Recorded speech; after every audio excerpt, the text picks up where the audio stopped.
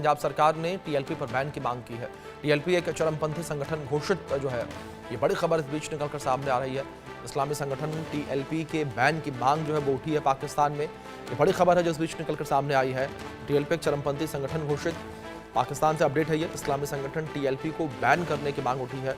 तो पाकिस्तान में लगातार स्थितियां जो हैं वो ठीक नजर नहीं आ रही हैं और इस बीच जो है इस्लामिक संगठन टीएलपी को बैन करने की मांग उठी है। तो इस्लामी संगठन टीएलपी को बैन करने की मांग ये उठी है। ये बड़ी खबर जो इस बीच निकलकर सामने आ रही है। तो टीएलपी को बैन करने की मांग उठी है, ये बड़ी खबर जो इस बीच सामने आ रही है। तो तहरीके लब्बैक पाकिस्तान को बैन करने की मांग उठी है। और इस बीच आपको बता दें कि पंजाब सरकार ने टीएलपी बैन की मांग की है। टीएलपी एक चरमपंथी संगठन घोषित हो और पाकिस्तान इस्लामी संगठन टीएलपी के बैन की मांग जिस तरीके से लगातार उठती नजर आ रही है। पंजाब सरकार ने टीएलपी बैन की मांग की है और टीएलपी एक चरमपंथी संगठन घोषित, पंजाब सरकार ने चरमपंथी संगठन घोषित किया है। पंजाब के सीएम मरियम नवाज की बैठक में फैसला लिया गया। टीएलपी की संपत्तियां, बैंक खाते फ्रीज करने की मांगे की गई हैं। ये बड़ी खबर जो इस बीच निकलकर सामने आ रही है। तहरीके लब्बैक पाकिस्तान जो है एक कट्टर इस्लामी चरमपंथी राजनीतिक दल है जिसे अब बैन करने की मांग उठती हुई नजर आ रही है। तहरीके लब्बैक जो है एक पॉलिटिकल पार्टी है, एक राजनीतिक दल है कहने के लिए तो पाकिस्तान में, लेकिन कई संदिग्ध गतिविधियों में हमेशा से इसकी भागीदारी जो है वो रही है। खैर, अगर पाकिस्तान की सरकार को लेकर बात करें तो पाकिस्तान की सरकार भी हमेशा से संदिग्ध गतिविधियों में शामिल रही है। उसकी जो स्थितियां रही हैं वो संदेहास्पद रही हैं।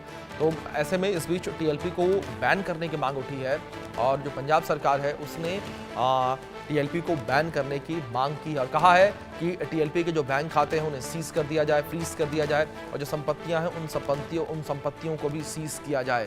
तो ये बड़ी जानकारी है जो इस बीच निकलकर सामने आ रही है। टीएलपी की संपत्तियां और बैंक खाते सीज करने की बातें निकलकर सामने आ रही हैं।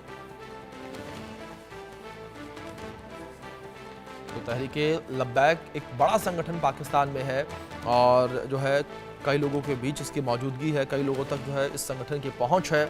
तो ऐसे में तहरीके लब्बैक को बैन करने की मांग उठती हुई नजर आ रही है।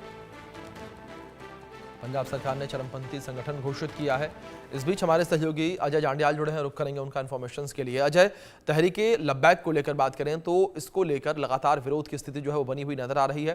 अगर यहाँ पर अजय तहरीके लब्बैक को लेकर बात करें तो कई संदिग्ध जो घटनाएं हैं उनमें इसका नाम जुड़ता नजर आया, लेकिन एक मजे की बात अजय ये है जिससे आप भी वाकिफ रखेंगे कि जो पाकिस्तान की खुद सरकार है, जो केंद्र सरकार है वहां की, वो खुद आतंकी गतिविधियों में शामिल रहती है और संदेहास्पद उसकी स्थिति रही है हमेशा से।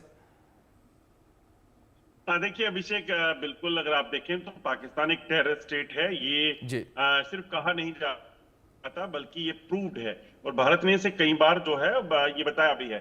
अब जब पाकिस्तान की अपनी हालत खराब हुई है, जब पाकिस्तान में सरकार जो है, मौजूदा सरकार और सेना जो है वो चीजों को हैंडल करने में नाकाम हो रही है, तो वो लोग जो हैं वो सीधे तौर पर अब वहां के जो संगठन है, चाहे वो तहरीके तालिबान पाकिस्तान की बात की जाए, चाहे वो बलूचिस्तान में बीएलए या बीएलएफ की बात की जाए और अब तहरीके लब्बैक पाकिस्तान की बात की जाए, इन पर सवालिया निशान उठा रहे हैं और इनको बैन करने की बात की गई है।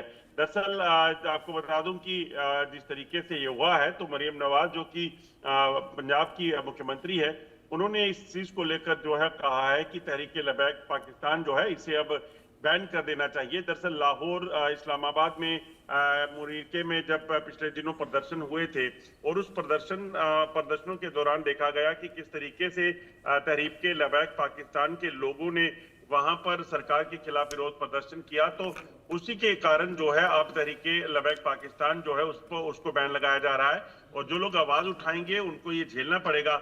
जो जानकारियां हैं तहरीके लब्बैक पाकिस्तान की तरफ से, जब ये प्रदर्शन किया था उस वक्त जो है जो वहां पुलिस थी और रेंजर्स थे, उन्होंने फायरिंग करके वहां मासूम लोगों को निशाना बनाया था, जिसमें 250 से ज्यादा लोग मारे गए थे। और अब बजाय कि उन लोगों से बात की जाती, उन लोगों को सुना जाता, पाकिस्तान में अब उस संगठन पर बैन लगाने की बात जो है वो की जा रही है। और यही चीज जब भारत में की जाती है, कोई ऐसा संगठन जो आतंकवादी घटनाओं में शामिल रहा हो, पाकिस्तान के इशारे पर काम करता हो, उस पर जब बैन लगाया जाए तो यहाँ पर कहीं ना कहीं पाकिस्तान के जो नेता है, पाकिस्तान की सरकार जो है वो कई सवाल भारत पर खड़े करती है, मगर आज जब अपने पे आई है तो वो लगातार जो है इन संगठनों पे प्रतिबंध लगाने की बात कर रहे हैं, उन लोगों को गोलियों से छलनी कर रहे हैं।